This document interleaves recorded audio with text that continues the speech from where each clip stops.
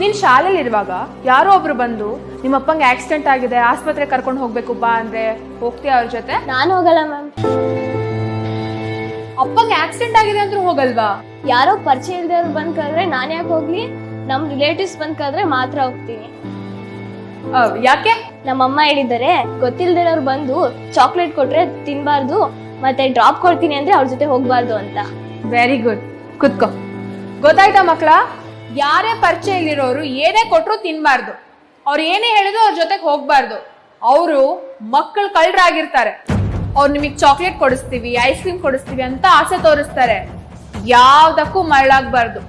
ಯಾಕೆ ಅಂದ್ರೆ ಅದ್ರಲ್ಲಿ ಅಮಲು ಪದಾರ್ಥ ಹಾಕಿ ನಿಮ್ಗೆ ಪ್ರಜ್ಞೆ ತಪ್ಪಿಸ್ಬಿಡ್ತಾರೆ. ಮ್ಯಾಮ್, ಮಕ್ಕಳನ್ನ ಯಾಕೆ ಕಿಡ್ನಾಪ್ ಮಾಡ್ತಾರೆ? ಒಳ್ಳೆ ಪ್ರಶ್ನೆ. ಎಲ್ಲರೂ ಇದ್ರ ಬಗ್ಗೆ ತಿಳ್ಕೋಬೇಕು. ಎಲ್ಲಾ ಕಡೆ ನಿಮ್ ವಯಸ್ಸಿನ ಮಕ್ಳನ್ನ ಕದಿಯೋ ಕಳ್ಳರ ಗ್ಯಾಂಗ್ ಇರುತ್ತೆ.